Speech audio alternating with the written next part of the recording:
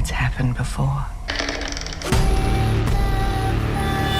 एक सुदूर जंगल में कॉलेज की छात्रा एलेक्स और उसके दोस्तों के लिए एक साधारण राफ्टिंग यात्रा एक दुःस्वप्न में बदल जाती है। थ्री फिंगर्स नामक एक खूनी उत्परिवर्ती नरभक्षी द्वारा शिकार किए जाने पर एलेक्स बाल बाल बच जाती है, लेकिन वह अभी भी सुरक्षित नहीं है। कुछ दिनों बाद क्रूर चावेज के नेतृत्व में खतरनाक कैदियों का एक समूह खुद को उसी खतरनाक जंगल में पाता है, जब उनके परिवहन पर क्रूर हत्यारे द्वारा घात लगाकर हमला किया जाता है। जैसे ही वे नकदी में एक भाग्य का पता लगाते हैं, जीवित रहना लालच और आतंक का एक खतरनाक खेल बन जाता है। जाल, विश्वासघात और एक निर्दयी शिकारी द्वारा उनका पीछा किए जाने के साथ कौन जिंदा बच पाएगा? यह गलत मोड़ 3 है, मरने के लिए छोड़ दिया गया।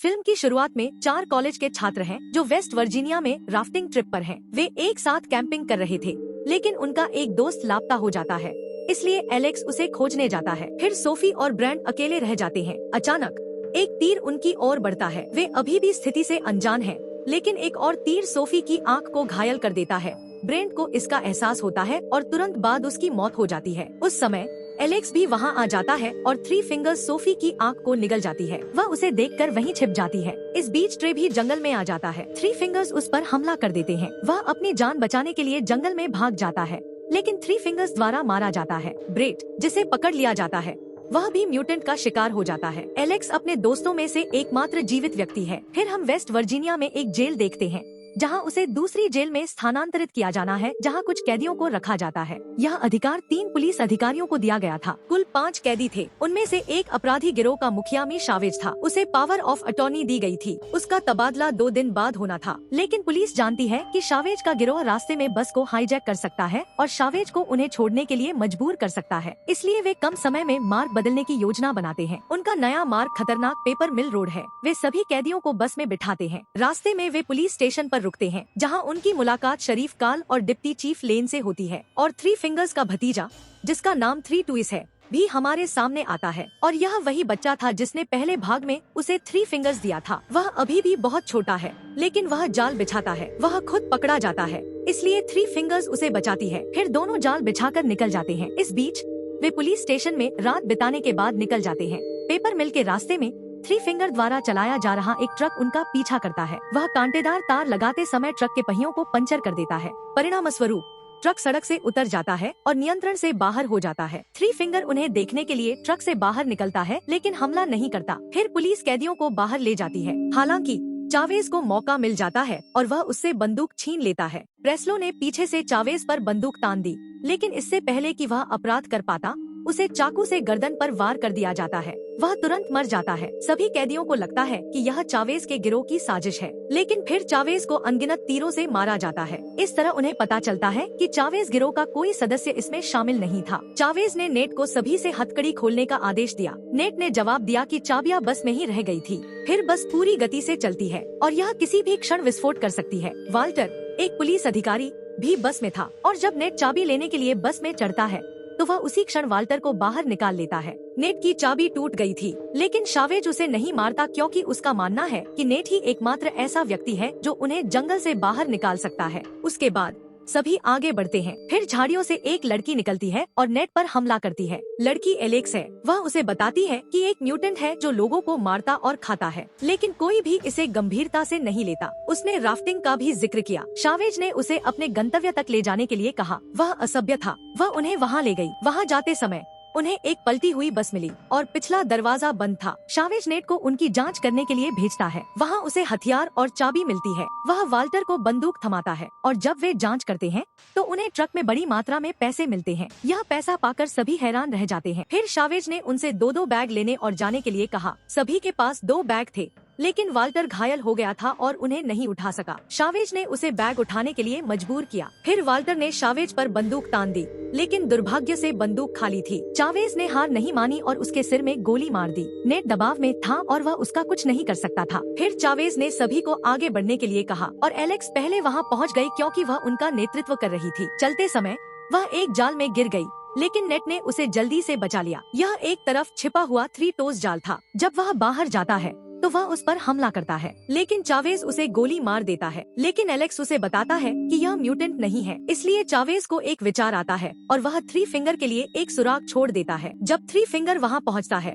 तो वह थ्री टोज का सिर एक लकड़ी के खंभे से जुड़ा हुआ पाता है। जब वह यह देखता है तो वह क्रोधित हो जाता है। इसका मतलब है कि वह पूरी तरह से अपना दिमाग खो चुका है। जैसे जैसे वे चलते रहते हैं, वे एक लटकी हुई वस्तु पर आते हैं और चावेज उसे पकड़ लेता है। लेकिन विली को पता चलता है कि यह उसके लिए एक जाल है, इसलिए वह चावेज को आगे खींचता है और उसकी जान बचाता है। लेकिन उसे इसकी कीमत चुकानी पड़ती है।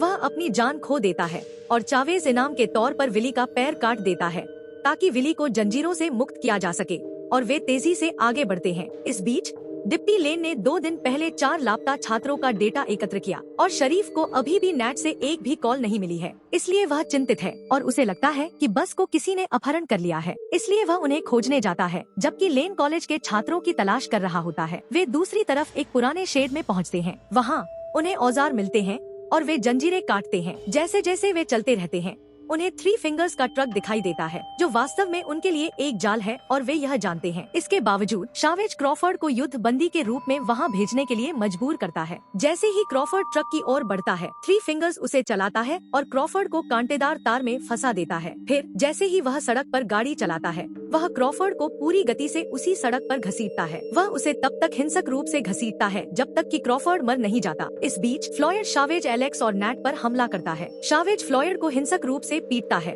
लगभग उसे मार डालता है। एक अन्य कैदी भाग जाता है और उसे वहीं छोड़ देता है। फिर शरीफ बस के आने के बारे में अधिक जानकारी देता है। फिर वह अपने कुत्ते के साथ नैट की तलाश करने के लिए जंगल में जाता है। ब्रैंडन चावेज को सुझाव देता है कि वह नैट की तलाश करे और पैसे छोड़ दे। श्री चावेज सहमत होते हैं और कुछ समय के लिए धन छोड़ देते हैं। अंत में वे नेट को ढूंढ लेते हैं। चावेज उसे मारने की कोशिश करता है, लेकिन नेट उसे पास के एक वॉच टावर के बारे में बताता है जिससे वह संपर्क कर सकता है। चावेज उसे एक आखिरी मौका देता है और उसे वहां ले जाता है। जब वे वहां पहुंचते हैं तो वे वॉच टावर को जलता हुआ पाते हैं। फिर उसे 3 म्यूटेंट ब्रदर्स द्वारा जलाकर मार दिया जाता है। चावेज को वहां कुछ नहीं मिलता और वह उसे गोली मारने की कोशिश करता है, लेकिन शरीफ का कुत्ता उसे मौके पर ही पकड़ लेता है। शरीफ खुद भी उसी समय वहां पहुंच जाता है अपनी गर्लफ्रेंड को साथ लेकर, लेकिन एक पेड़ पर बैठी थ्री फिंगर वहां से लकड़ी का एक टुकड़ा फेंकती है जो शरीफ के मुंह में घुसकर उसे छेद देती है। चावेज तुरंत अपनी बंदूक नेट पर तानता है और उसे शरीफ से बंदूक लेने का आदेश देता है। फिर वह पैसे वापस लेने के लिए वापस आता है। फ्लॉयड सारा पैसा लेकर भाग जाता है,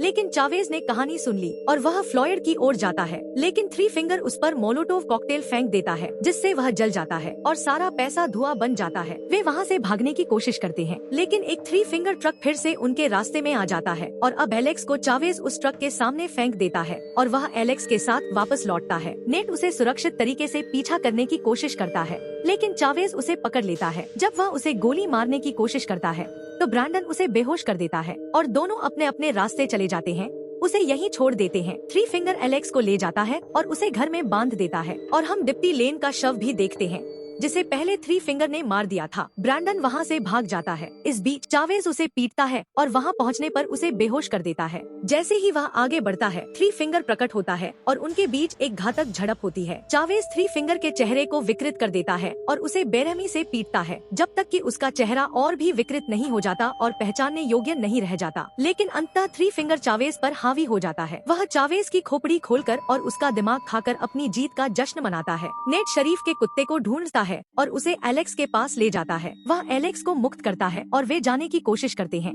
लेकिन जैसे ही वे पहुंचते हैं, थ्री फिंगर्स उन पर हमला कर देती है। थ्री फिंगर्स नैट को मारने की कोशिश करती है, लेकिन उसी समय एलेक्स थ्री फिंगर्स को मार देता है।